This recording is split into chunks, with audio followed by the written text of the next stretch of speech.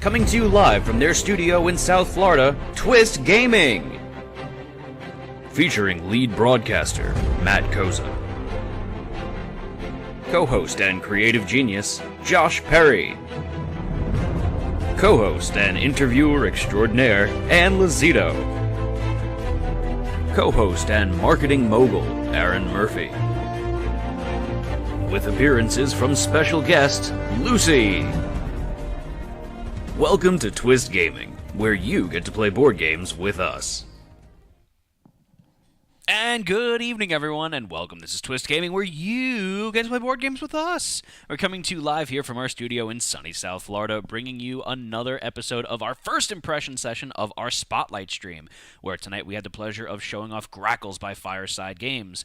So tonight we're going to talk about our favorite aspects of the game, any constructive criticisms we had, and the most important question of the evening: would we play this game again? But first up, who are we? As usual, I'm Matt. I'm Ann. I'm Josh. And we're Twist Gaming! Thank you for joining us today. Josh. Yeah. What's Grackles? Grackles is a bird. It is. No, a grackle is a bird. Yeah. Grackles is multiple birds. Grackles are birds. Yes, birds. And do you know what a group of grackles is called? A plague. Yep. Or what did chat say? Apocalypse. Don't continue. Just continue. So Grackles is an abstract game that there's. Can you go to board camera? Sure. Even though the board's slightly destroyed because Ann was messing with it, where you have a 5x5 grid that you build throughout the game, and so we're going to start with 2 tiles on the board. We build the board around it into a 5x5 grid, and as these spaces are connected with the colored dots, we are going to essentially, on our turn, be placing our tokens here, which represent our grackles, in a straight line connected between 2 of our colors. And it's pretty straightforward. That's whoever's got the most grackles on the end of the board wins, and the game ends when no one else can place any more grackles. It's really nice the way that he incorporated the theme in here, because these grackles, which are colorful birds that kind of have the oil slick color, the idea is that these grackles like to line up on telephone poles or telephone wires. So that's kind of what you're doing here, is you're taking your birds and you are lining them up on your telephone wires. Yep. So it's a very lightly themed abstract strategic game. Yeah. All right. It plays 2 to 4. So typically we like to start out with our winner here, and that means tonight Josh is going to start us out, as he did technically win both games today. So Josh, what was some of your favorite aspects of Grackles? I think Grackles hits the spot of so I'm torn on abstract games. I like them in general, but if they're too thinky, I get overwhelmed and I don't like to play them. This is light enough that it doesn't hit that I feel like I'm doing homework or something, like to figure out what the hell I want to do. It's light enough and it's fun. And there's also quite a bit of player interaction in it too. Yeah. So it isn't solitaire-ish at all. So I really like the level of complexity it has. It's the box says 30 minutes. We played 2 games in an hour and a half. Typically we double our stream time just because we go through the rules and we're a little bit more talky. So, but yeah, no, I like this. I think I would like it at all player counts. I think the interaction between players is really good.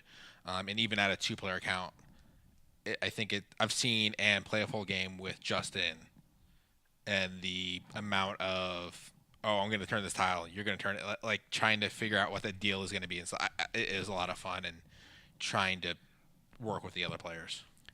So one thing that I really enjoyed about this game, and Justin talked about it during the Spotlight stream, which if you haven't seen it, go watch it, is it's a game that feels familiar. It doesn't feel like it's a completely revolutionary new thing. It feels like an old classic, and it kind of hits a lot of the things like Josh was saying for me as well, where I like abstract games, but I don't like super abstract, super strategic abstract games. And this is light strategy, and it's not pure abstract. It's got a light theme to it, and the theme doesn't feel like it's been pasted on either. Which is something that I feel like you see a lot in abstract games, where the theme's just something pasted on if there is a theme. But this one, it works like so simply. The fact that you're lining these up on a telephone pole, like it's like, oh yeah, that makes perfect sense. So I thought that was a really cool thing, and I mean thematically with the game, having the colors of the pieces be what they are, everything just fits really nicely. It was super easy to pick up. This was not my first time playing it. I have played it before, but at the same time, I mean, this is the rules right here. That's it. Wait. There is this rule sheet. The rule sheet, singular sheet. Singular sheet, double-sided sheet. Lots of big pictures on it. Lots of big pictures, and this And a half is quarter half an page ad. is "Are you missing out on the monthly newsletter?" Yeah. Yep.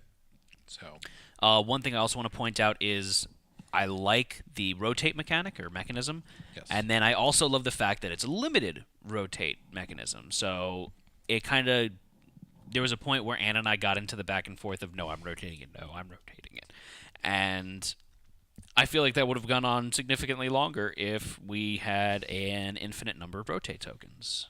Yeah. And it makes you manage them a little bit better, because I think the first game I was very rotate happy.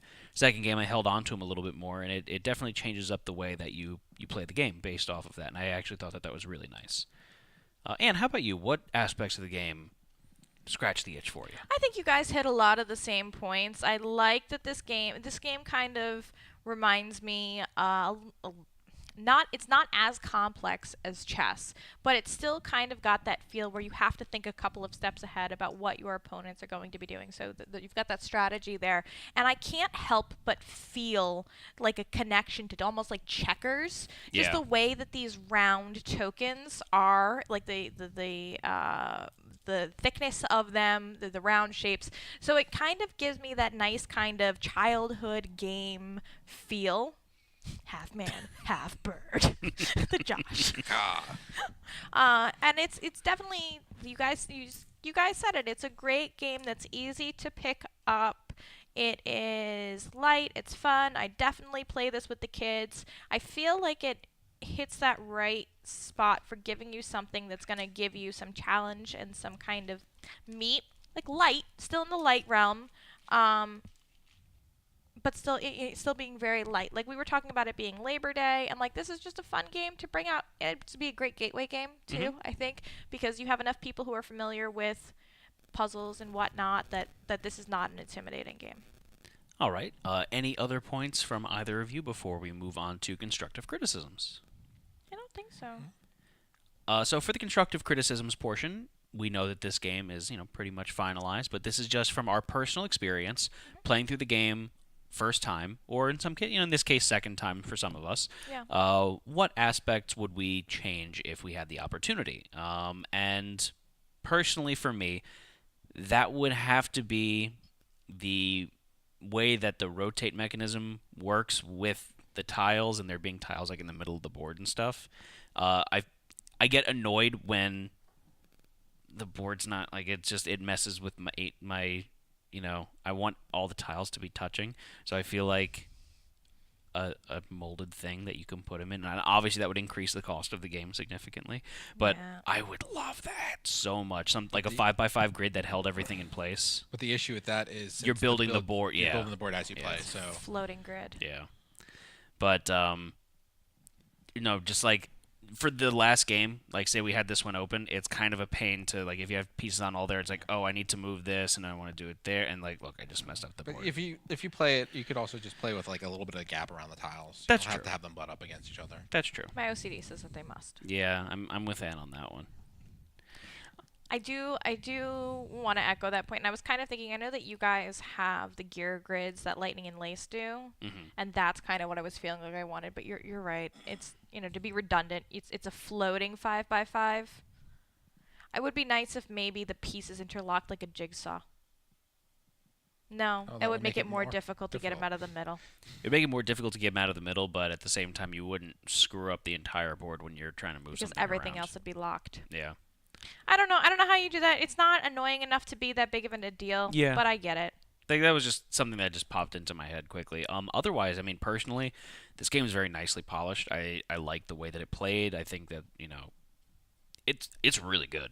I enjoyed playing it quite a bit. Any criticisms from either of you two? I know Josh is going. I'm going to step on Josh's toes because I know he's got one and he's going to take that. But I I don't have a lot of criticisms. I have a lot of things that I would like to see as enhancements, more or less. Okay. I would like to see maybe more colors. I would like to see an expansion where you throw in maybe another color. So you could play 5-player? Yeah. I think that But would be... You would have to have 5 colors on each tile. I don't know. Figure it out. Unless you only had 4 colors on each tile, and it's just randomly including... Like, you don't have the set 25 tiles, and you're drawing from a pool. I would have liked the tokens to be a little bigger, and the reason I say that is because they are pretty small. I don't have my nails now. Oh, Nilebari makes a great point. Double If you had- layered tiles. Yeah, so you have indentations to put the actual Grackle coins in there. There's spot allowed for some more. That's a good idea. So that if these circular tiles were kind of indented in here, then you could slide, you could kind of lock them in, and that way when the board shook, that it would kind of stay in its little pocket. That's a good idea. I would have liked it would be nice if I get the idea of building a game for a small table space, but I feel like this board is still pretty small. I would have liked maybe these Grackle tokens to be a little larger. And, you know, for the past couple of weeks, I've had some pretty long nails. Claws, which makes it difficult to pick things up. But not just me, but I'm sure that older players, like you've got arthritis, I know, yeah. you know, I was, and they're hard because this game is so easily accessible to such a wide audience. It would be nice if this was a little bigger. Maybe I could have different kinds of people grasp these tokens. Okay. There's it. Josh? So I'm going to come first from the colorblind side. And we talked about this a little bit with Justin during the spotlight. So, Matt, that's the blue and the purple. Mm-hmm. And I can tell a difference between the two of them. I can't quickly tell a difference between the two of them, though. Gotcha. I would need to process a lot more of which color is which. So they do a good job on the actual tiles. On the actual tiles, they have This is green. They have the shades are perfect. We have a light blue and a dark purple, and then But doing the actual the circle around it, shape around it. So if they incorporated that into the actual chits themselves, I think that would be really cool. Obviously, that's a new mold, so that's going to increase production cost. But at the same time, I think something to differentiate them physically, aside from just color, would have gone a pretty significant way. So there's a little bit from the colorblind side. I've known you for quite some time, and I have to tell you that for me, those two colors are very easily distinguishable, and it's just one of those color combinations where I'm like, I still get surprised sometimes at the color combinations that you're not able to see. So I mean, I think that to that point, like when you're designing games, like you really it's important to ask. Like these things are very important. Sometimes you'll like reds and oranges are tough for you, and like I feel like, and I get that. I get that, like ones that are so very, but since blue and purple to me are so.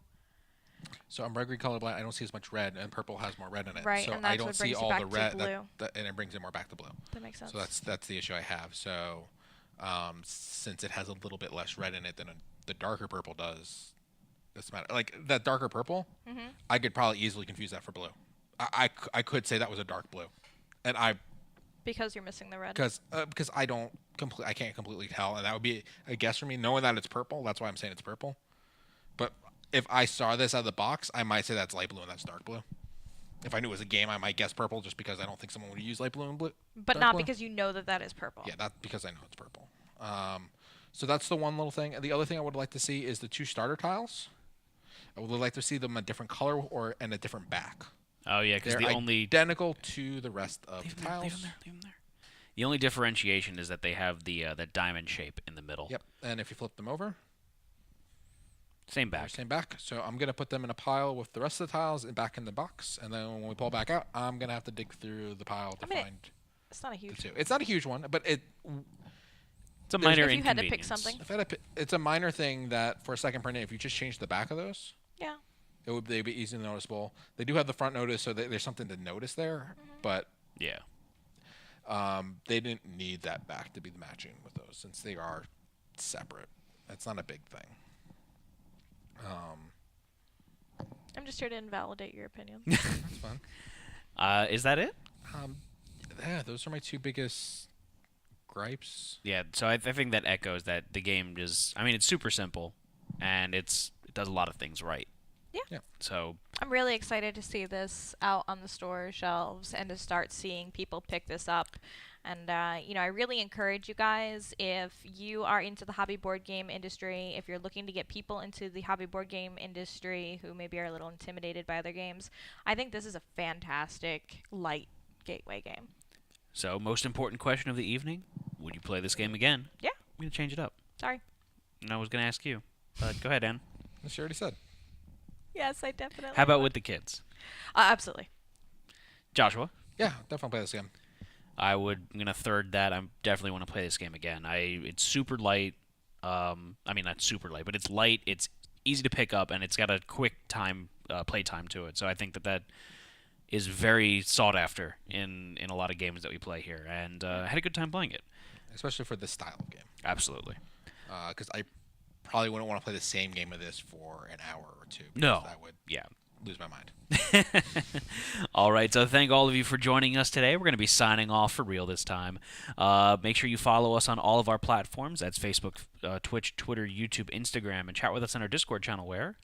Sometimes we talk about ornithology, which is the study of birds. And we do bird watching groups on Wednesday nights at 6:30 Eastern. Make sure that you bring your own binoculars, because I lent mine to Greg last time, and he didn't return them. All right. If you're watching this video on YouTube, make sure that you subscribe. You didn't do the dance. I can't. Can you do the Do dance it. for No, me? do it. I can't even. Do it. You can Just do do it it. if you're left. I don't remember what it was. Do it with one arm. It was the dance. Sure. No, it was Bing Bang Boom. Oh yeah, something. bing bang boom! Like, hit that subscribe button and hit the alarm so you get all the subscription notifications. Party horn. Brr, brr, brr. All right. Good night, everyone. Thank you for joining us. Twist Gaming signing off. Good night.